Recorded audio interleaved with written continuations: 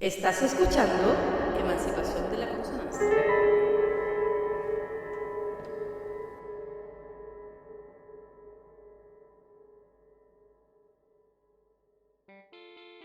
Hola, bienvenido a este nuevo podcast que estamos haciendo nosotros. Yo soy Gabriel Farías. Yo soy Antonio León. Y vamos a hablar de las caras más ocultas de la música. Todo aquello que mereces saber, sin embargo, está escondido en la historia. Vamos a hacer un recorrido por los más grandes de la música y las curiosidades más insólitas que te puedas imaginar. Les explico un poco cómo vamos a funcionar. A nosotros nos encanta hablar sobre músicos famosos y sus cosas, como Bach o Brahms. Sin embargo, los compositores menos conocidos tienen capas y capas de profundidad y es muy interesante descubrir todo ese universo que hay oculto detrás de estos compositores, como Leschetinsky, que es nuestro favorito aquí. Exacto. Entonces, en esta primera temporada mencionaremos los más grandes compositores en orden cronológico y entre medio iremos poniendo algunos no tan conocidos que nos gusten.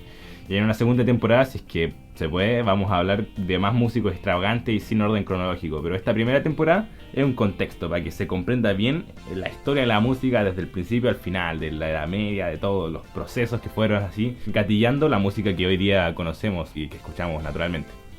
Exacto. Muy bien, sin más, ¿con quién partimos hoy? Cómo se nota que tienes el guión delante.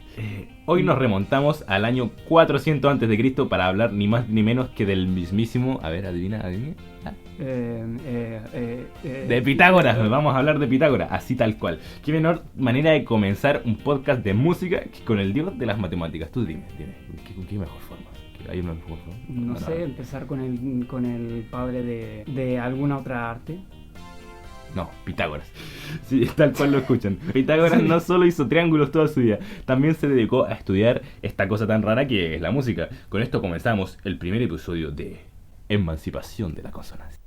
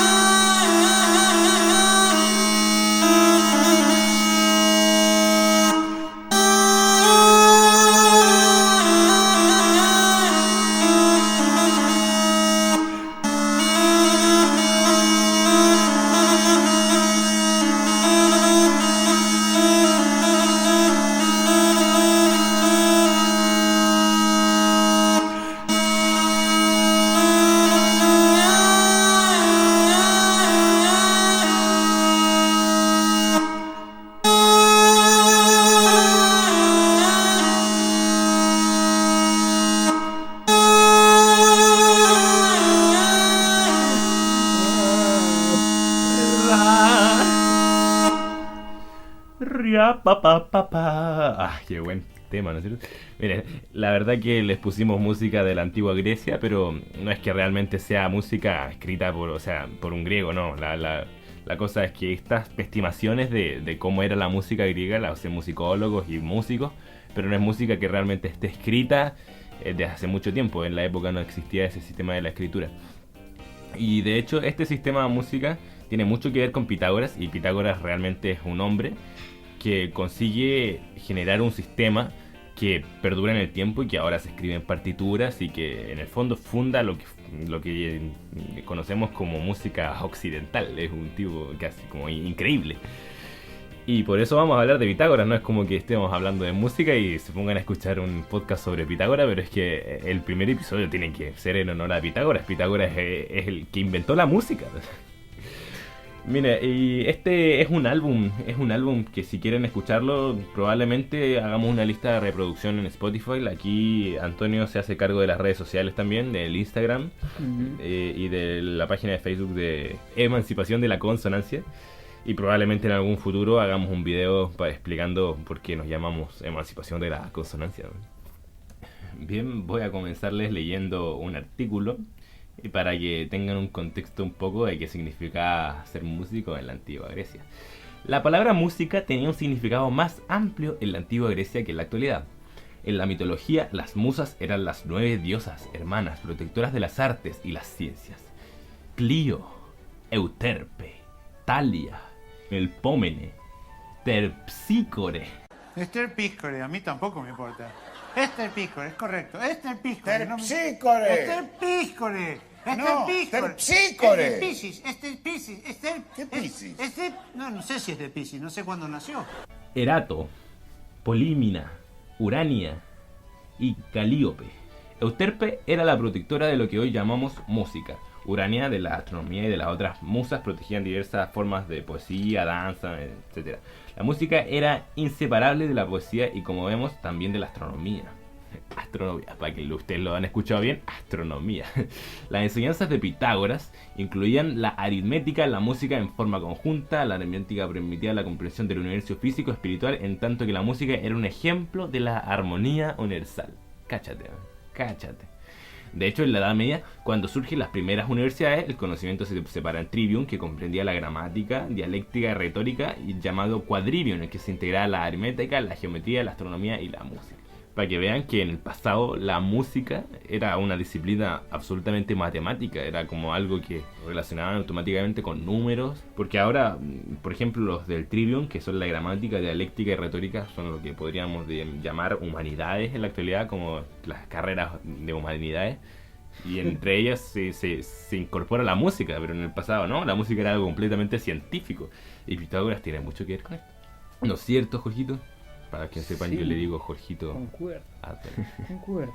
Así que por lo que vemos, en el pasado la música para los estudios tenía más que ver con la matemática y astronomía que con el... Sí, pero hay que pensar que la matemática y la astronomía de la antigua Grecia no es tan metódica y rígida como la de hoy en día. Las cosas tenían una connotación mística y pseudocientífica, pero eso va más tarde. Les voy a continuar leyendo el documento. La escuela de Pitágoras se interesó principalmente en la canónica o ciencia de los intervalos musicales, es decir, las relaciones entre pares de sonido.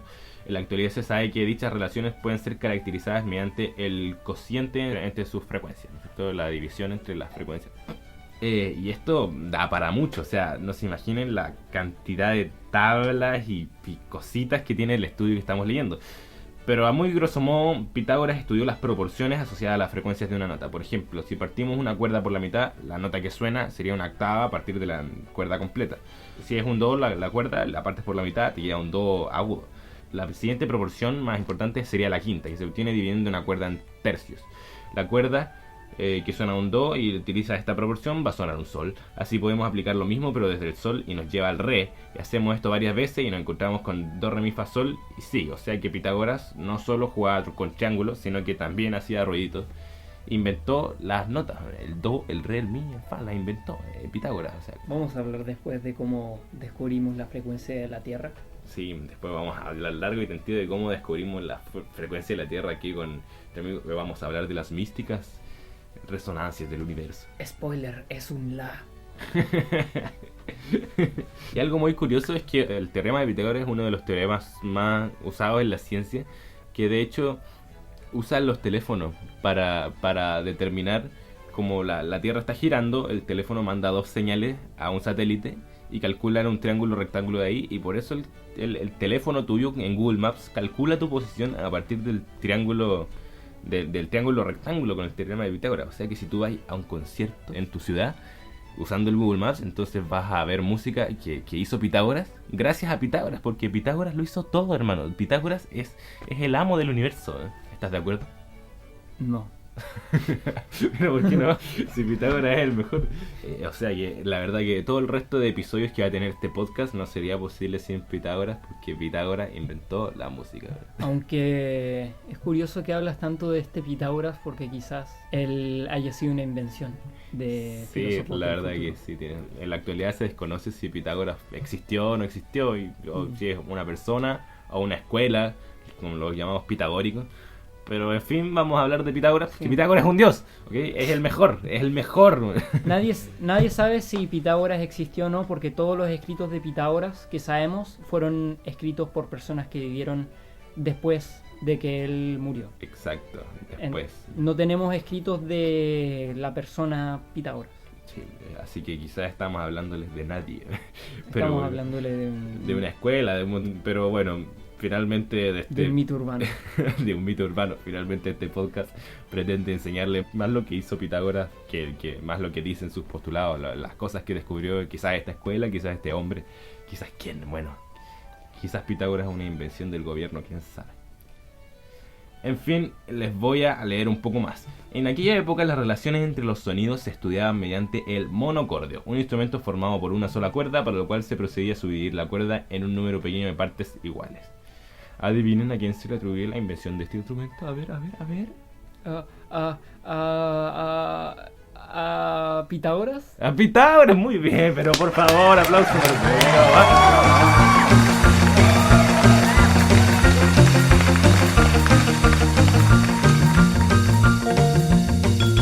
Así es, al mismísimo, y es interesante pensar que este instrumento no es otra cosa que la evolución del arco y la flecha, que cuando estábamos los humanos ahí en nuestras cavernas, haciendo nuestras fogatitas, la música no era más que un mar de, como decirlo, uga buga y dong dong de esas cuestiones que tenían, ¿no? Un palo, un arco y la flecha y esas cosas. Entonces el arco y la flecha se considera por muchos estudiosos que es el instrumento que derivó los instrumentos de cuerda. Sí. Básicamente el monocordio es una cuerda que uno la puede separar en distintos lugares para obtener distintos sonidos. En el fondo es una legítima evolución del arco y la flecha, y aquí es donde nos contribuye nuestro querido, es un eslabón importantísimo entre los instrumentos de cuerda. Yo creo que es el primer instrumento de cuerda como tal, no sé la verdad, pero es indiscutible que los rockeros le deben un favor grandísimo a Pitágoras. Si no podríamos hablar de guitarras, de nada, ningún instrumento de cuerda, estaríamos todos con las flautitas, con los palos pegándole a las cosas y buga buga. Bueno, ya que estamos hablando de cuerdas, vamos a hablar de la teoría de cuerdas. No, mentira. ¿Por qué no escuchamos un buen cumbión de la Grecia antigua? Me parece perfecto.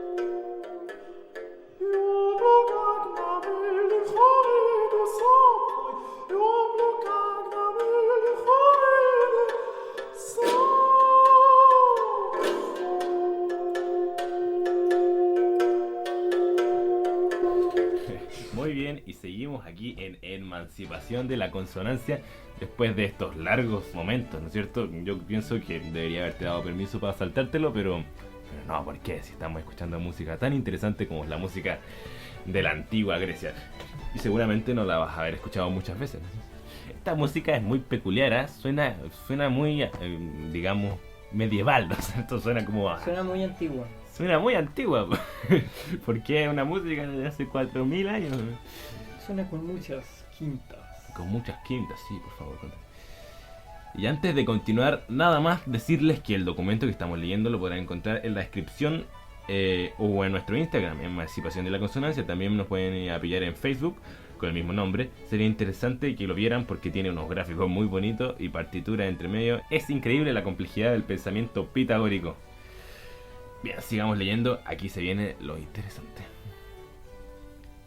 El descubrimiento crucial de Pitágoras fue que la subdivisión de la cuerda en partes cuyas longitudes están en proporción n+1, n es decir, relación superparticular, y 1 con n número natural pequeño, daba origen a sonidos armoniosos o consonantes entre sí. Esto dio un gran impulso a la idea de que el número gobernaba el universo.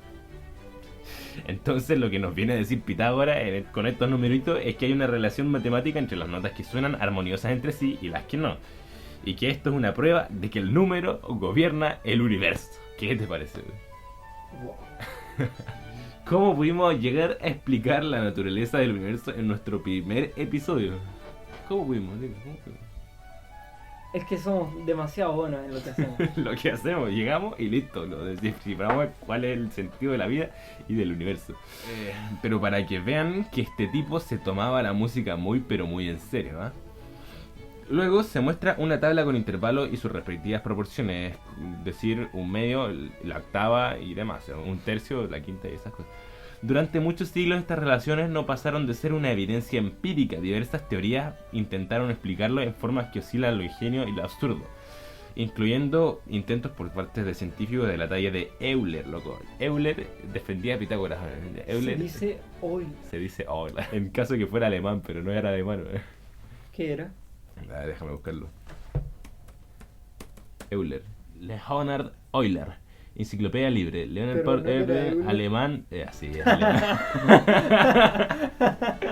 Qué chanta. Mira, de hecho en la Wikipedia dice Lo primero. en alemán AFI Euler. Con O, dice Euler escrito. Así que sí, lo lamento, soy un ignorante. Se pronuncia Euler.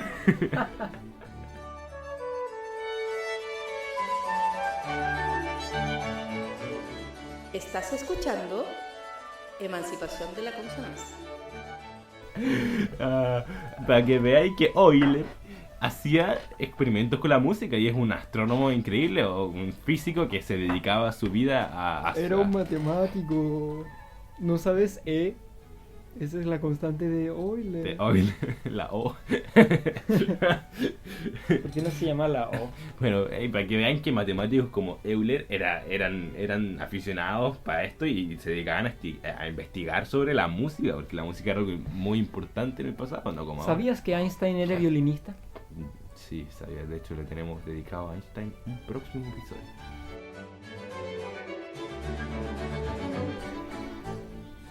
Y como spoiler también le tenemos uno dedicado a Nietzsche. Pero basta de spoilers. Sigamos hablando. Recién a mediados del siglo XIX, Helmholtz logra una explicación satisfactoria y reforzada ya en el siglo XX por los experimentos de Plumb, ¿no? O sea que estas proporciones y su relación en la consonancia fueron verdades absolutas hasta el siglo XIX, probado por científicos como Euler, Euler. He googleado a Helmholtz y resulta curioso leer sobre él. Voy a leerles un pedazo para que cachen quién es este tipo, que nada que ver con... ¿Un pedazo de qué? De la Wikipedia. Pero no digas eso. No. Hermann Ludwig Friedrich von Helmholtz, aquí lo voy a leer. Fue un médico y físico alemán que realizó contribuciones significativas en numerosas áreas de la ciencia moderna.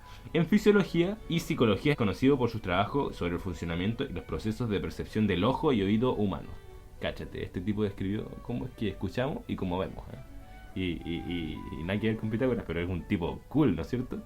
En física es conocido por sus teorías sobre la conservación de la energía, sus trabajos sobre electrodinámica, termodinámica, química y por la fundación de la mecánica de la termodinámica. ¡Wow!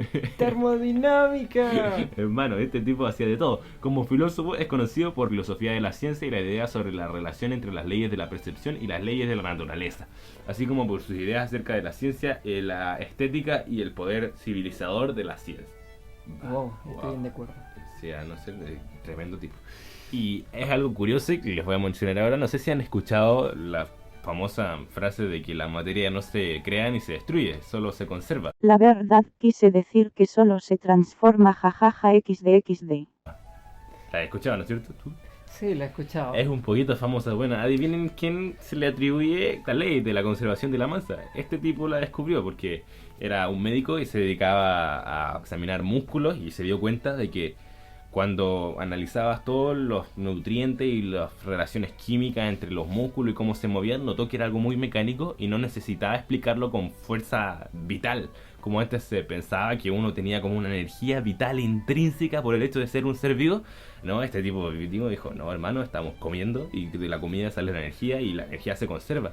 Y de eso derivó la ley de la conservación de la masa, o sea, y de la energía, que es una cuestión increíblemente importante en la historia de la ciencia. Ojalá este podcast se tratara de ciencia y no de música. Pero tranquilo que el próximo episodio va a ser un poco más light. Es que me parece increíble que este tipo haya hecho esto y además lo siguiente, que sí tiene que ver con música. Helmholtz construyó un aparato para analizar las combinaciones de tonos que generan sonidos naturales complejos, el resonador de Helmholtz, un instrumento musical electrónico primitivo, uno de sus precursores, que no nació como tal, ya que su inventor era un científico y no tenía ningún interés en las aplicaciones musicales derivadas de sus investigaciones. O sea que este tipo inventó un resonador, un aparato para generar sonidos y investigarlo. En 1863 Helmholtz publicó un libro titulado Sobre las sensaciones de tono como base filosófica para la teoría de la música, donde demostraba un nuevo interés en la física de la percepción. Este libro influyó sobre los musicólogos del siglo XX. Así es. Según Helmholtz, dos sonidos son tanto o más consonantes cuando mayor cantidad de armónicos entre sí comparten. Así, un intervalo de quinta de relación frecuencia 3 medios, los armónicos de origen del múltiplo 3, sonido más grave, coinciden del orden del par del sonido más agudo. Charancos, esto se está poniendo complicado.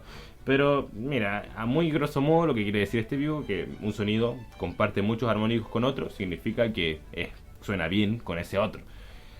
Como que dando leyes de la consonancia. Por eso, como el primer armónico de una nota como esta, la, es la octava.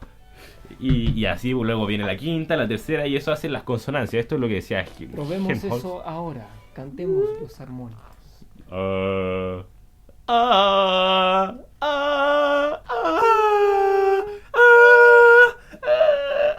Ya, mucho. O sea que este tipo iba contradiciendo un poco a Pitágoras, que él decía que n+1 era la consonancia, una cosa bien rara la verdad, pero este tipo decía no, los armónicos tienen mucho más que ver con la consonancia que lo que estamos. ¿Qué estás haciendo? Ya bueno, vamos a omitir esto. Aquí vemos como muchos años después, digamos, toda una Roma, toda una Edad Media, todo un barroco, todo un clasicismo tuvieron que pasar para que este señor nos diera una definición de consonancia mucho más acertada. Pero volviendo a Pitágoras, aunque los pitagóricos formaban una especie de cofradía. ¿Qué rayos es cofradía? Voy a buscar cofradía. Problemas técnicos. Cofradía. ¿Cofradía o cofradia? Cofradía. No, cofradía. Asociación reconocida por la Iglesia Católica que algunas personas religiosas forman con fines piadosos. ¿Qué?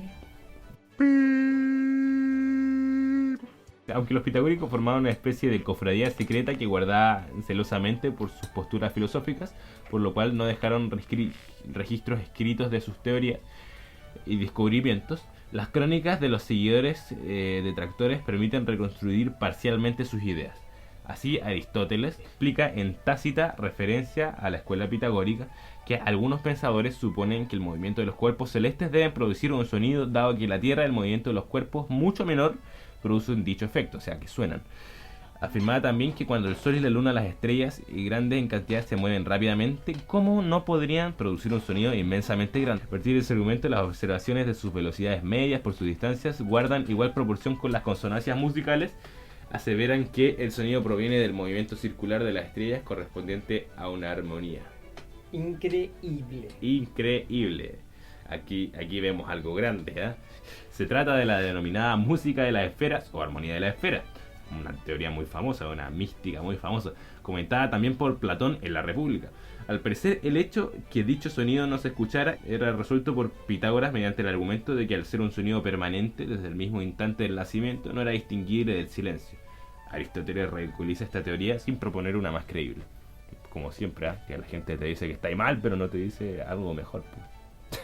Maldito Aristóteles. Por Bueno, eso estamos esta donde cosa estamos. es bien curiosa porque los sujetos decían que en efecto, como en la Tierra cosas muy pequeñas pueden sonar, como un tambor, unas cosas suenan por el hecho de moverse. ¿Cómo es posible que un círculo, una esfera gigante como lo es un planeta o una estrella, no suene al moverse por el espacio? ¿Cómo es posible que esto no suene? Y esto da como resultado este mito de la música de la esfera, que dicen que guarda relación con la armonía, que es algo que vamos a seguir viendo ahora. La teoría de la música de la esfera sobrevivió casi 20 siglos, es decir, hasta la época de Kepler, quien sería eco de la misma a raíz de sus descubrimientos en astronomía. Kepler, el tremendo gil, y ahí está. Y no es solo el hecho de que suenen, sino que suenan según las reglas musicales. Suenan armoniosamente con la teoría musical. Así es, midiendo las velocidades y distancias de los astros en el cielo, se dieron cuenta de que estos guardaban las mismas proporciones que las consonancias que habría descrito Pitágoras. O sea que los astros, además de sonar, suenan armoniosamente entre sí, suenan bien, suenan bonitos. Cantemos una armonía. Do, mi, sol, do,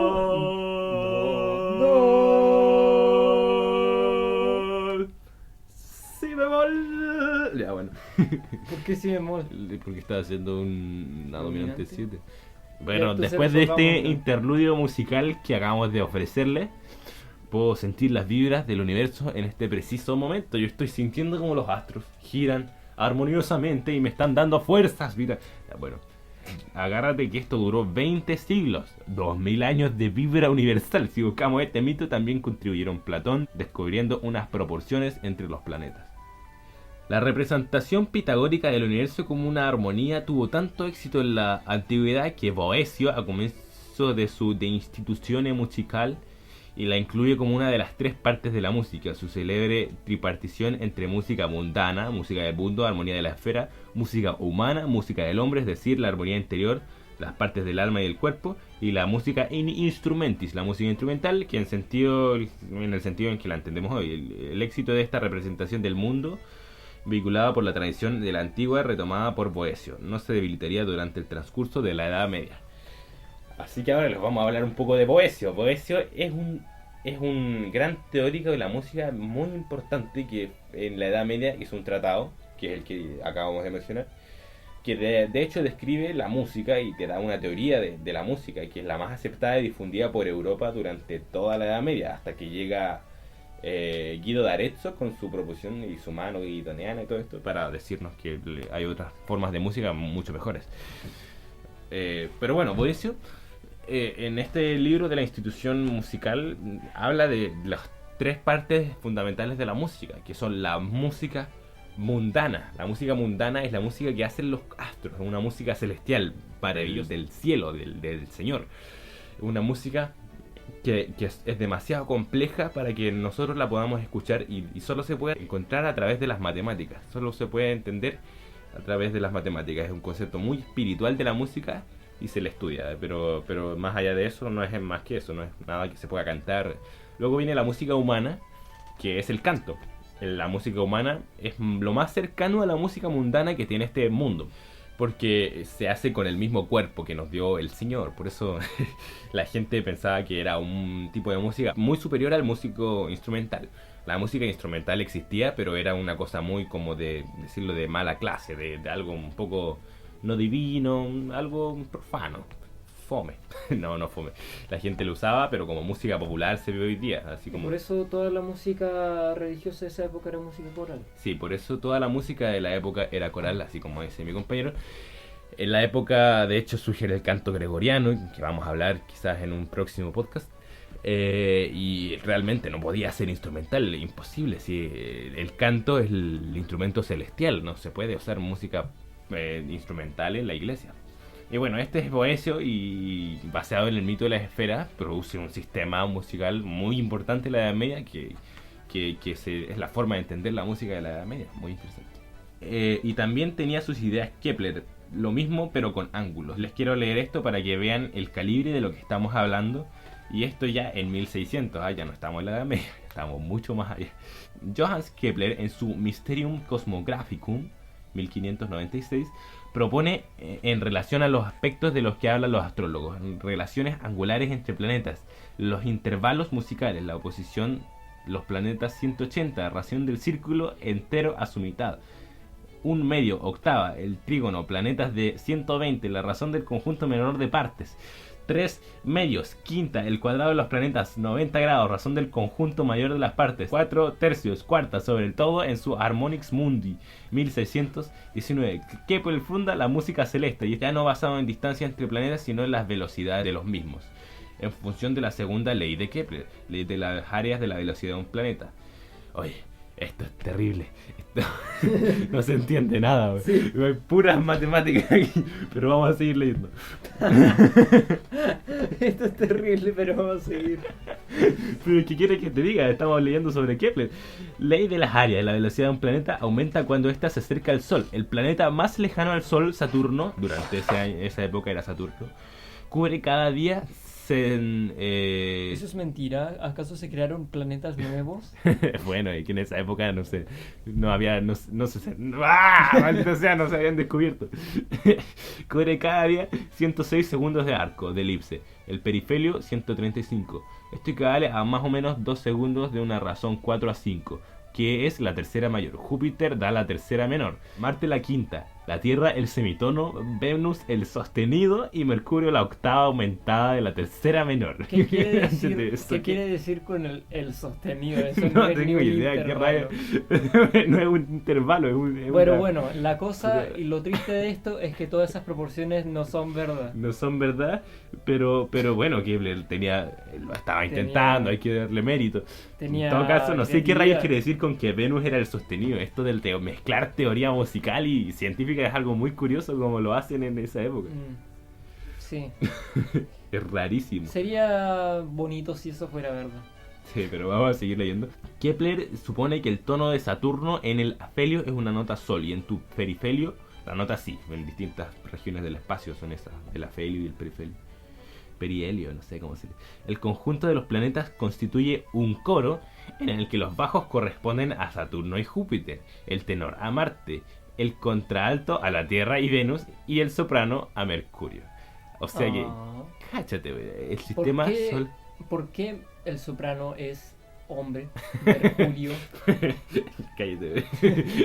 Pero todos los planetas son hombres, Marte, Tierra, Venus. Pero Venus es una diosa. Sí. ¿Y qué es Venus? Es el Venus. No, pero ¿qué? Pero la Tierra es la Tierra, ¿eh? No, pero ¿qué es Venus en el coro? Es una contralto. Ah, ya. Entonces, por lo menos. Bueno, la Tierra también es contralto. Sí, pues, igual que la Tierra, somos uno con la Tierra y Venus. Ya, el resto de planetas son tenores, contralto y bajos. Y Mercurio. Y Mercurio es la soprano, que debe ser porque está muy cerca y gira muy rápido. Solo porque es chico. No, debe ser lo que está cerca de la Tierra y gira más rápido, por eso el tipo interpreta que la frecuencia de Mercurio. En otro capítulo vamos a decir agudo. la frecuencia de Mercurio. Pero cáchate, o sea que Kepler dice que el sistema solar es un coro con 2 bajos, un tenor, 2 contraltos y una soprano. Y supongo que le están cantando Bohemian Rhapsody al sol, ¿no es cierto? Hagamos un acorde de... acorde celestial, o decir, la Tierra y todos sus movimientos. Charangos. Y esto no acaba aquí, la ley de Titus Bode, 1772. Eso ya está mucho más cercano a la actualidad. Eso es contemporáneo a Bach, ¿no? No, Bach por el 1750. A Mozart puede ser por ahí. A su hijo, no sé. El preclasicismo, clasicismo. Pero eso no importa. No importa. La ley de Titus Bode es una nueva clase de teoría de la armonía planetaria. En 1702, James Gregory describe la secuencia de números 4, 7, 10, 15, 52, 95 para representar las distancias entre los planetas de 1 y 10 de radio en la órbita terrestre. 1,5 millones de kilómetros. En 1766, Titus enuncia una relación empírica entre los radios de las órbitas de los planetas enanos del sistema solar, basada en una progresión geométrica de la razón 2. En 1772, Bode retoma la teoría. Si se considera 4 como la distancia media entre Mercurio y el Sol, se agrega la serie Eso dice. No, si se considera 4 como la distancia media entre Mercurio y el Sol, 4. y se agrega la serie 3×1, 3×2, 3×4 y 3×8, se obtienen cifras que se aproximan mucho a la distancia media real de los planetas con respecto al ¿Cómo? Sol. Entonces sigue con la potencia de 2. Sí, eso sigue con la potencia de 2, multiplica 3 por la potencia de 2. Bueno, diciendo eso, se obtienen las cifras que se aproximan mucho a la distancia media real de los planetas con respecto al Sol. Eso es súper interesante. Si Mercurio está a una distancia, si le agregas el 3 por y el siguiente planeta, vas viendo como cada vez los planetas van más lejos. Y entonces como exponencialmente más. Sí, pues ya. Esto es como una forma de marcar las distancias entre los planetas y el Sol. Entonces, a partir de esto... Los planetas. Sí, pues de los planetas. Dijiste la planeta. Perdón. Ya, pero ¿qué importa? A partir de esto, él deduce cosas raras. Mira, primero dice Mercurio, distancia igual 4, porque él dijo que la distancia entre Mercurio y el Sol era 4, ¿no es cierto? 4. Después dice 0,387, que quizás es la unidad astronómica, sí es la unidad astronómica, 0,3, y dice que es un 2. Por alguna razón Mercurio es un 2, no sé por qué, pero es un 2. Quizás porque es el primer planeta de la escala Sí, el solar. primer de la escala solar. El primer planeta de la escala solar. tiene razón. Aunque la primera tecla del piano es un La, pero... Sí, no, bueno, después dice Venus, distancia de 7, porque si aplicamos la teoría anterior, cachas que da esta distancia. 0,7 sería su unidad astronómica y daría la nota Re. ¿Qué? Que da la nota Re. La Tierra tiene una distancia de 10 o de una unidad astronómica y toca un Sol. No como el Sol debería tocar un Sol. Sí. Bueno, y así se da cuenta que los demás planetas también tienen notas. Por ejemplo, después dice que Marte da un Do, que Júpiter da un Si bemol, Saturno da un Mi, Urano dice un Mi más, no sé qué quiere decir con Mi más. Ni sostenía un Fa. Quizá, sí, un Fa, bueno, no sé, un Mi desafinado. Y Neptuno un La, increíble. El cristalógrafo Víctor Goldschmidt, ¿qué rayos es un cristalógrafo? Como una Voy a persona buscarlo. que hace lentes. Aquí dice que es alguien que estudia los cristales. qué pobre. Ya, bueno, entonces hacía telescopios. Bueno, este tipo utilizó como unidad astronómica no la distancia entre la Tierra y el Sol, sino la distancia entre Júpiter y Sol. Überharmonie in Bettraum. Obtiene así que el Sol tiene una unidad astronómica de 0, porque no puede estar lejos del Sol, si es el Sol. Júpiter tiene una unidad astronómica de 1, Saturno de 2, Urano de 4, Neptuno de 6 y Plutón 8. Para los planetas interiores y pequeños, que están antes de Júpiter, el Sol es 0, el Mercurio sería de un 13avo, Venus de un séptimo, la Tierra de un quinto, Marte de un tercio.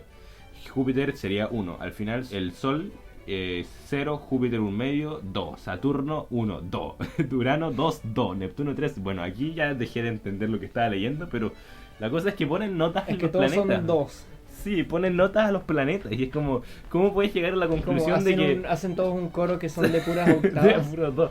No sé cómo es que pueden hacer la conclusión de que con más numeritos significa que el planeta tiene una nota. Honestamente es muy ilógico. Es muy raro, pero es chistoso que todos estos científicos hayan hecho esto por miles de años. En 1781 el descubrimiento de Urano confirma la ley de Bode. Sin embargo, en 1846 el descubrimiento de Neptuno demuestra que la ley de Titus-Bode no es válida más allá de Urano, porque debe Qué haber dado fome. una nota ¿Por qué desafinada. ¿Por qué la gente dice que cosas son falsas? O sea que este gallo con toda esta parafernalia le puso nota a los planetas. Las cosas que se hacían en el pasado para tratar de entender el universo. Cáchate. Y ahora que se hace nada. La verdad, nunca. ¿cómo vamos a entender el universo de esta forma? Es como rarísimo pensarlo hoy día.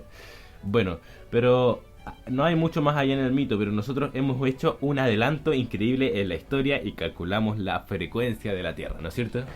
Sí, pero eso es un secreto para después. Secreto. Así ahora lo vamos a leer. ¿Qué? No, un secreto para después, es ahora. Ah, es ahora. ¿Por qué después? Porque creí que era para después.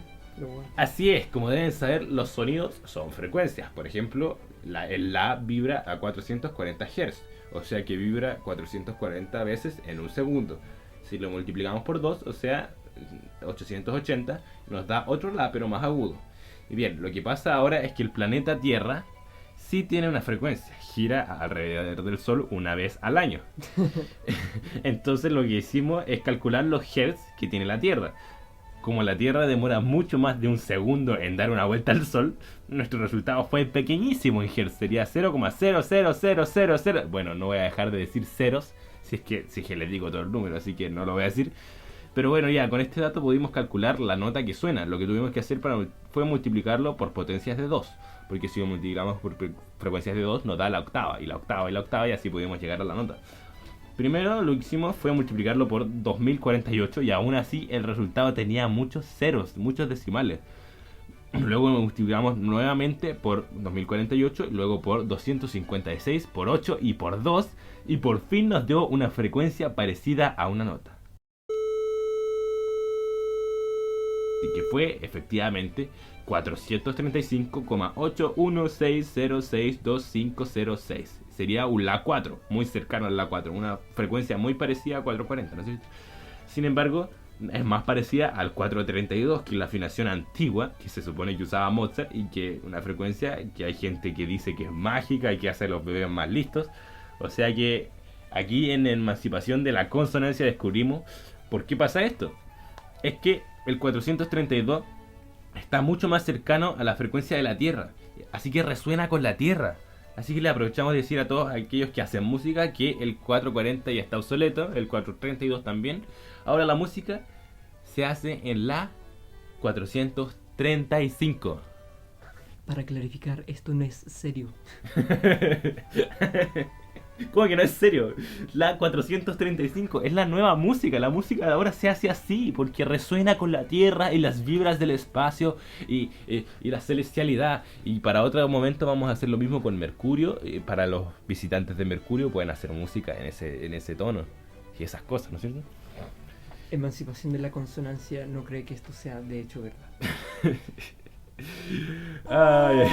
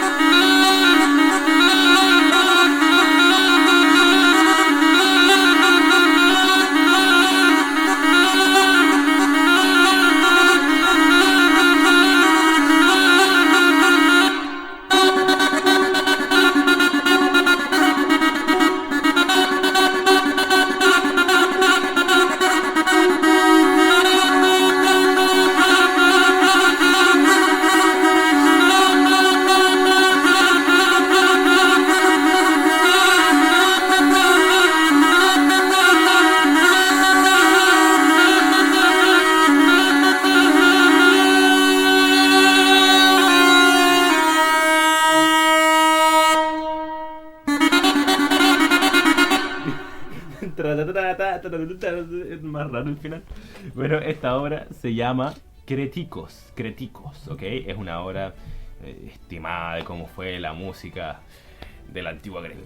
Hemos hecho ya un tremendo viaje por la historia de la música. Nunca pensé poder hablar tanto de Pitágoras en mi vida, bro. Y eso que aún no hablamos de la escala pitagórica.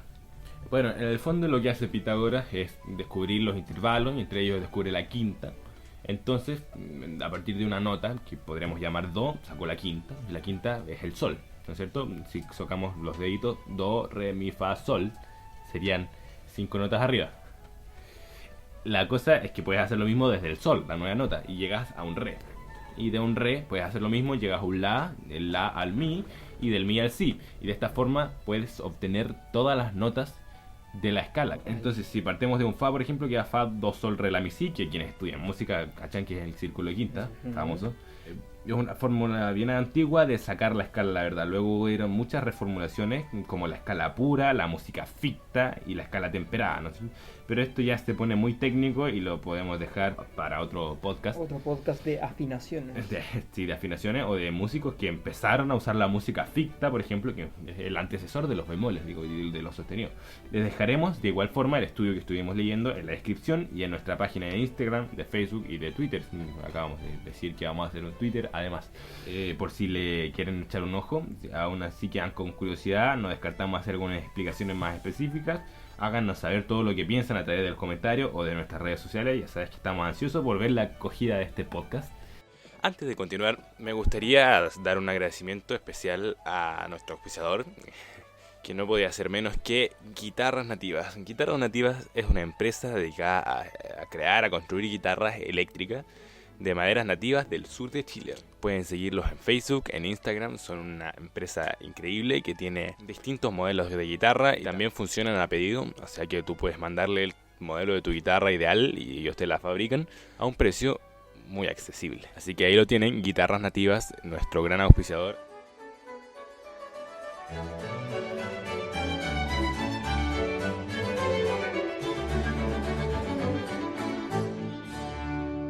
Estás escuchando Emancipación de la Consonancia. Y bueno, hasta aquí hemos llegado. Nos vemos en el próximo episodio de Emancipación de la Consonancia. Gracias por escucharnos. Somos Gabriel Farías. Y yo soy Antonio León. Y este fue nuestro primer episodio. Y recuerden que de músico, poeta y loco, todos tenemos un poco. Hasta la próxima.